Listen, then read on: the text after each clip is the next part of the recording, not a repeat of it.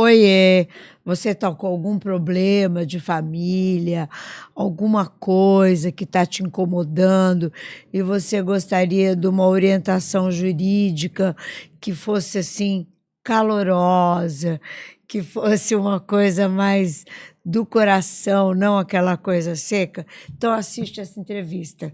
Tá? Eu sou a Luca Fogaça, jornalista e apresentadora do Em Voga Podcast, uma realização da S Comunicação. Estou aqui com a doutora Flávia Costa. Ai, que prazer, que honra. Obrigada pelo convite, Luca. E já quero complementar. Se não tem hoje esse problema de família, vai ter um dia. Ai, espero que não. Então, vou melhorar. Não é um problema, é uma questão, muitas vezes. Porque você pode receber uma herança. Olha que maravilha. Né? Nem sempre é problema, né? E aí, precisa sim de uma orientação jurídica, inclusive para lidar melhor com essa questão. É importante estar informado. É verdade. Por exemplo, o sujeito tem um imóvel, né? Morre, deixa aquele imóvel para a família inteira. Daí tem filho que mora na Europa, por exemplo. Cara, isso é um problema. E é bom desenrolar logo esse problema para que você veja logo o resultado dessa herança, seja dando frutos, alugando, ou vendendo e partilhando de fato esse bem. Você tem que saber o que é real, o que você pode fazer. E o que não pode. Exatamente. Muitas vezes, sem judicializar. Porque nós, profissionais de direito, eu falo que somos forjados no litígio. Combatentes, beligerantes, e nem sempre precisa ser assim, Luca. Até com menor, hoje, é possível fazer um inventário extrajudicial em cartório de notas. Olha que espetáculo! Pois é, evita desgaste, é mais barato do que fazer judicialmente. Né? E fica um clima esquisito, né? É muito mais litigioso, tem desgaste, briga, desequilíbrio, perde-se a harmonia. Muitas vezes os parentes, né, brigam por o resto de uma vida. Então, sabendo que é possível, que tem profissionais que, inclusive, têm essa veia, né, de mediar, de negociar, de trazer, sentar as partes, trazer ideias criativas que vão atender essa família da melhor forma possível. Mas não é todo advogado que tem essa visão, não viu? É, tem Luca. Uns que são urubuzão, né? Fica lá querendo... Pois é, eu acho que é do ser humano isso, não é do profissional de direito, não é do advogado em si. O ser humano é combativo, é brigão, basta ver a polarização que tem tido. Fala de política, fala de religião, anda no trânsito. Fala de gênero, anda no trânsito, entende? E resolve mal as questões, os problemas. Eu falo que o meu primeiro impasse não é a outra parte, não é a máquina judiciária, muitas vezes emperrada, os processos, procedimentos. É o advogado da outra parte. Eu tô com um caso lá no escritório, posso até contar. Conta, adoro. Claro que sempre a gente preserva a figura das partes, do cliente, então falo em geral, até para ajudar outras pessoas que estão passando pelo mesmo caso. Então, o meu cliente é homem. Eu atendo homem e mulheres, eu atendo família, eu sou pró-família, Luca. É claro que as mulheres se identificam comigo, até por essa minha postura, né, multifaceta, e que muitas mulheres, né, são parecidas. Mas atendo muitos homens. E aí, ele vinha num casamento, um casamento recente, começou a ter aquele problema quando nasce o primeiro filho, os primeiros desentendimentos, muito comum nesse período de casamento, uma advogada que tem um atendimento humano, mais humano, trabalha com propósito, se trabalha, se conhece, ô Luca, então a gente sabe como acontecem essas fases da vida. Né? É complicado. É complicado. Em geral, isso costuma acontecer, né? Uma crise num casamento, quando do nascimento de um primeiro filho, isso é muito comum. Mas, enfim, o desentendimento foi grande e eles romperam. Só que a esposa é de outro estado e aqui não tem rede de apoio. Os pais são de outro estado. Ela veio aqui tentar a vida profissionalmente, não estava conseguindo engrenar na profissão. Tá. Então a ideia era realmente voltar para a cidade natal, ficar perto dos pais e da sua rede de apoio. E a advogada me procurou para tratar disso. Meu cliente aceitou que levasse a criança com 1 ano de idade para um outro estado, 2.500 quilômetros de distância. Mas ele entendeu a situação, que para ela era melhor mesmo retomar a vida perto dessa a rede de apoio, a profissão. Enfim, fomos tratando tudo de uma forma, assim, muito tranquila, mas havia uma desconfiança da outra parte, como se ela não estivesse acreditando na boa-fé do meu cliente, representado por mim, trazendo todas as questões. Ela entrou com uma medida completamente dispensável para ter essa autorização por um único motivo, que as partes não conseguiram transigir, entrou com uma protetiva. Essa criança foi levada da noite para o dia com essa mãe. Chegou lá, ela entrou com um divórcio. E agora a gente foi surpreendido que a gente estava à mesa, continuando a negociação. Ela disse, mas doutora, agora a gente vai ter que pedir a conversão do litigioso em consensual. Eu falei, mas como? Vocês já ingressaram com a ação? A gente está negociando, a gente está à mesa. Isso é antiético. É imoral. Você vê, é má orientação do outro lado, né? E desnecessário, Luca, desnecessário. A gente estava avançando ponto a ponto, passo a passo, cada uma das questões. Porque um divórcio com filhos implica em muitas questões, né? O divórcio em si, a decretação de divórcio, já é difícil, né? Aí a guarda, a convivência antigamente era assim, você não podia divorciar, não sei se é assim, se não tivesse 2 anos de separação de corpos. Fato, exato. Por quê? Porque as pessoas divorciavam, o juiz, né, naquela época, entendia que a pessoa largava e depois voltava. Sim, tinha esse tempo de arrependimento. Tinha um período de divórcio Vai direto lá ver de 1 como ano, está o mercado, né? Como está a pista e volta correndo. Agora tem o divórcio liminar. Tal qual eu quero casar, eu me caso, claro, passo ali pelas questões burocráticas, os proclamas e tudo mais. Eu quero me separar, me divorciar, eu me divorcio. E se a outra parte não concorda, não faz por um acordo, judicialmente eu posso pedir liminarmente, sem ouvir outra parte. Decreta-se o divórcio. E o juiz decreta sem ouvir a outra parte, porque é um direito potestativo que a gente fala, não depende da vontade e da defesa da outra parte. Hoje não se impõe mais culpa pelo fim do relacionamento, antes perquiria essa culpa, né? Então era uma lavação de roupa suja no judiciário, que era completamente desnecessário. Hoje não busca-se mais um culpado. É claro, tem casos de indenização, quando uma parte acaba por, né, ir além dos limites do razoável, expondo ali, de repente, uma traição. Acontece de trazer essas questões. Mas, do contrário, não se trata mais do motivo do divórcio. Basta querer. Mas vem outras questões. Então, como eu dizia, a convivência, a guarda, os alimentos, a partilha dos bens. E num acordo... A partilha dos bens é que pega, né? Depende. Nesse caso que eu estou trazendo como exemplo, os bens não era problema nenhum, a partilha desses bens. Problema nenhum. Inclusive, meu cliente abriu mão. Ele foi presenteado, né, junto com essa ex-esposa, pelos sogros. E ele abriu mão. Era um bem comum, porque não foi doação para a ex-esposa, porque daí, pelo regime de bens, que é o regime legal da comunhão parcial, não comunicaria a ele. Mas foi um presente em nome dos dois. Ele falou, não, mas como ele deu, era para a gente viver junto e não estamos vivendo? Olha, devolvo, eu não quero a minha parte. Não teve problema nenhum. Teve problema com relação à guarda e convivência do filho de 1 ano de idade. E o pai fazendo muita questão dessa presença, o que é sensacional e não é o que a gente costuma ver. Né? Eu não tô falando mal de homens, mas a gente costuma, em geral, ver que é a mãe, é a mulher que fica sempre nesse trabalho de cuidado, que não é remunerado, que é invisibilizado. E ele querendo partilhar a regra.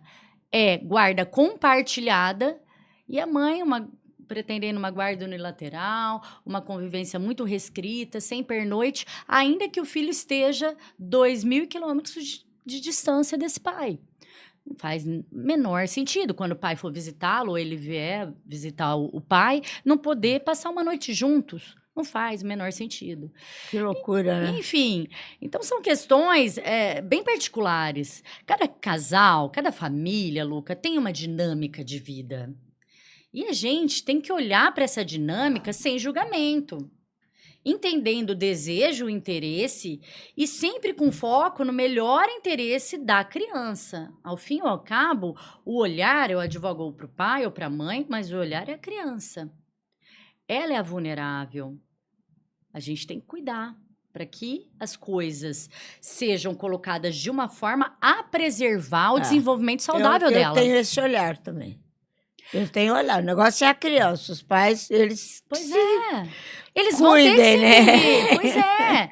E é nefasto para uma criança um divórcio litigioso que arrasta essas crianças para essa briga. Muitas vezes ela perde convívio de um, de outro, da família estendida. É uma tristeza, né? Muito triste. Eu tenho acompanhado lá o Zé Felipe.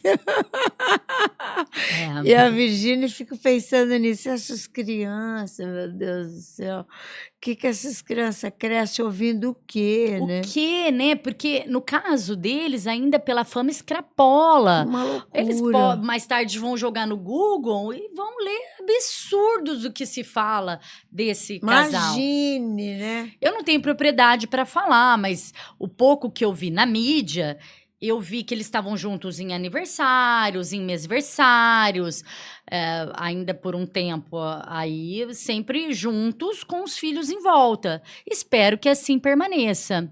Eu passei por um divórcio, né, Luca? É complicado. Eu passei por um divórcio com o primeiro filho, hoje ele tem 10 anos, e vivo em união estável com meu segundo marido e tenho uma segunda filha, e falo que eu quero passar por todos os estados civis para poder orientar melhor meus clientes. Mas isso é uma piada, porque eu não quero ficar viúva. João, você não consegue diminuir esse ar? Eu tô morrendo de frio aqui. Vocês também? Nossa Senhora! Eu tô aqui assim, ele não vê, eu assim, vou congelar. Só diminuir um pouquinho, vamos lá. Mas eu acho que esse olhar seu é muito legal. É muito legal no direito. Como eu dizia, Luca, desculpa te cortar, eu passei por isso e vi o quanto que eu fiz bem de preservar a relação parental, que é a relação com o meu ex-marido, para o meu filho. Meu filho não teve menor problema com a separação. É claro, né? A falta que o pai no dia a dia faz, ou a mãe no dia a dia quando ele está no pai, a saudade, mas que também traz aí uma maturidade. Mas ele não evoluiu em nenhuma questão. E ele só tinha 2 anos de idade. E hoje ele é o melhor aluno da sala, da escola. Ai, que delícia. Ele é uma pessoa muito querida, muito benquista, muito bem desenvolvida. Entende? Mas isso, claro, que requereu muito de nós dois, para atravessar melhor, porque tudo acaba mal, do contrário não acabaria, Luca. Ai, Flávia, você deve ter terminado muito bem o seu relacionamento. Não, porque senão não teria terminado, concorda? Concordo. Eu estaria casada. Então, o término nunca é fácil. Mas a gente dizia assim, quando um não quer, 2 não brigam. Exato. E é a verdade. Mesmo que a pessoa esteja lá, se você fala, não, vem cá, pronto, acabou. E tem técnicas. Tem técnicas. Né? Aí eu não tenho as técnicas. Tem técnicas de um diálogo respeitoso, não violento, como que você coloca. Sempre você coloca o seu sentimento. É uma dica, tá? Para quem se divorciou, tá aí no início dessa fase. Processo. Geralmente, olha, você chegou atrasado, você tá vendo? E despeja quando o ex-marido, por exemplo, no exemplo chega. E você pode falar, olha, eu me sinto... de uma certa forma, atrapalhada, angustiada, porque eu tenho um compromisso agora que eu vou ter que me atrasar, uma próxima vez. Tenta manter o horário, ou você me avisa com antecedência. E eu falo assim, olha, perder a intimidade com seu ex-marido é a melhor coisa que se tem a fazer.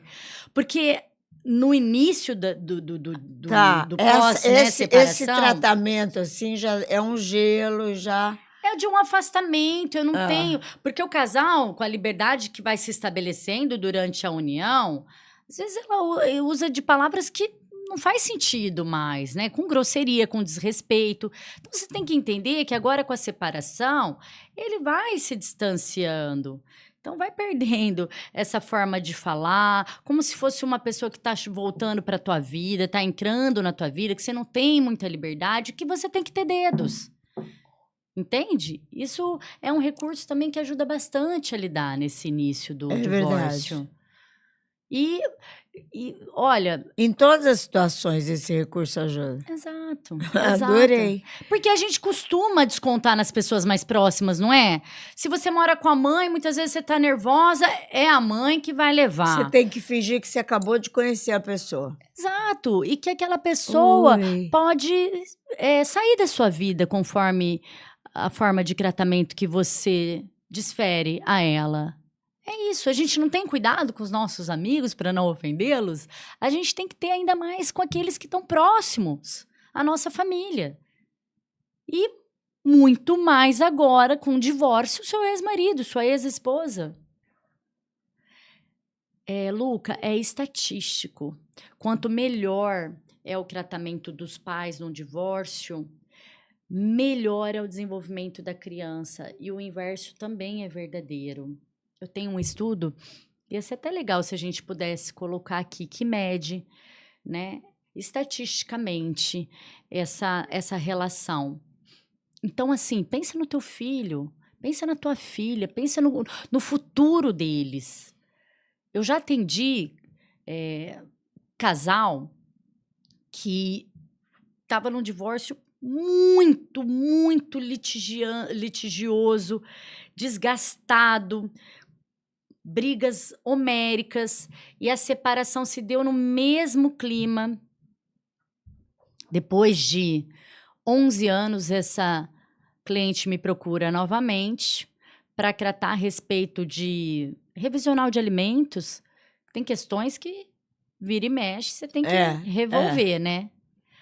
Essa criança estava completamente perdida, Luca. Eu sei. O filho mais velho envolvido com tráfico, muito comum, criminalidade. Isso é muito comum acontecer. Claro, eu estou falando de divórcio porque é minha expertise, mas muitos filhos também acabam tendo esse desfecho de pais casados, mal casados, que vivem em guerra. Quantas vezes não melhora o desenvolvimento de uma criança depois de uma separação, porque cessam as brigas, aquele clima hostil dentro de casa. E eu não estou fazendo apologia a divórcio, sou casada, bem casada, espero assim permanecer. Eu faço apologia à paz, à urbanidade, à harmonia, ao respeito. E ao respeito aos filhos. Aos filhos, às crianças que são vulneráveis. Elas não sabem sair daquele ciclo tóxico do relacionamento dos pais que elas foram arrastadas. Elas não têm essa possibilidade. Muitas vezes a justiça tenta também, mas nem sempre consegue. Então, a educação parental é muito bacana. Hoje em dia, inclusive, Luca, vai linkando, né? Tanto assunto envolvendo, tem uma oficina de pais e filhos. Então, aqui em Rio Preto acontece, é um programa do CNJ, Conselho Nacional de Justiça, que alguns tribunais aderiram, e tem uma juíza fantástica da primeira vara da família e sucessões aqui, a doutora Lucinda. Ela colocou em prática. E como acontece? Em casos de divórcio muito bélicos, ela chama pai e mãe, às vezes vêm as crianças ou adolescente, para passar por uma exposição, não, uma exposição mesmo, de tudo isso que eu estou falando, como esse divórcio, da forma que tem sido, arrasta esses filhos, prejudica o desenvolvimento desses filhos, como que você pode agir para evitar isso. Acontece numa tarde, num período de mais ou menos 4 horas, tem tribunais que fazem online, E muitas vezes toca muito esses pais para mudarem, Ai, ou legal. cuidadores, para mudarem a sua postura frente ao outro. E vendo, porque tem até. Eles passam imagens, tem imagens cedidas pela Rede Globo no material. É muito bacana. E aí a pessoa olha, muitas vezes se identifica naquele drama. Porque na hora da briga, muitas vezes o casal não está percebendo o mal que está sendo feito. E aí ele se depara ali com uma imagem, tem imagens de novela, inclusive. E muitos choram, se emocionam, perguntam, questionam. Olha, quase uma constelação.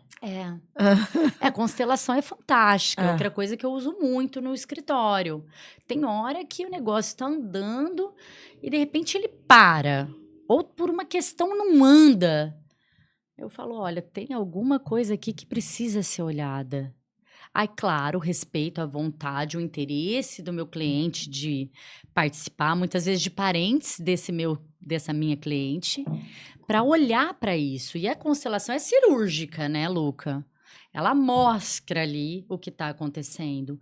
E muitas vezes depois o negócio caminha. Eu tive um caso recente também.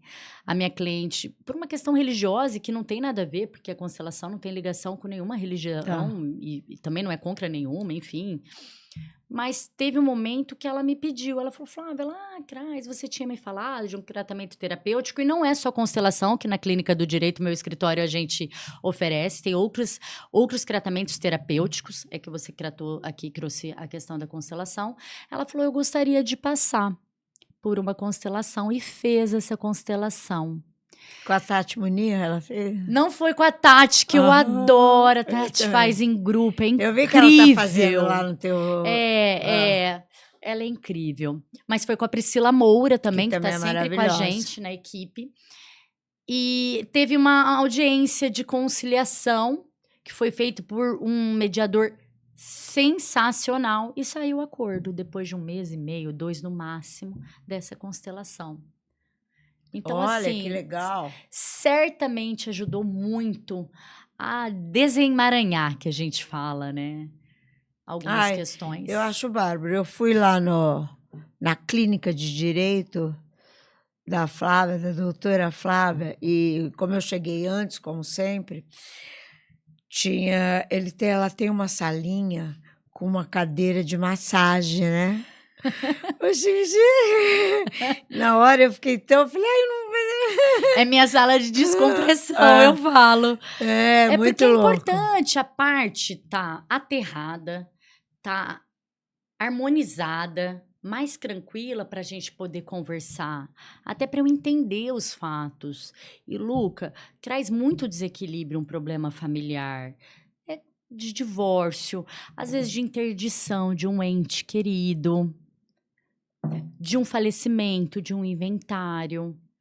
Então, geralmente, a pessoa está em desequilíbrio. Então, se a gente puder acolher com afeto, com amor, com compreensão, sem julgamento, e eu falo para minha equipe, a gente tem que olhar de cima.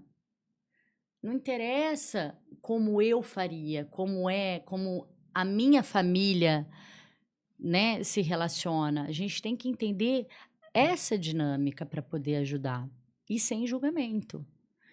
E aí assim vai indo, Luca.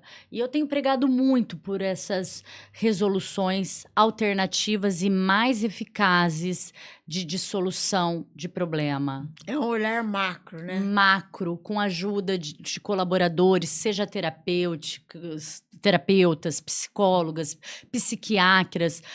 Hoje, até ontem, liberei um plano de parentalidade. A gente trouxe uma psicóloga avaliadora para olhar para a criança e fazer alguns apontamentos de que forma seria melhor a convivência com aquela criança. É incrível. Então, a gente faz um trabalho com várias mãos, multidisciplinar. Eu acho que esse é o caminho, não só para o direito de família, mas para muitos ramos de direito e de outras profissões também. Com certeza. Profissões também. E a gente pode começar tratando de nós mesmos.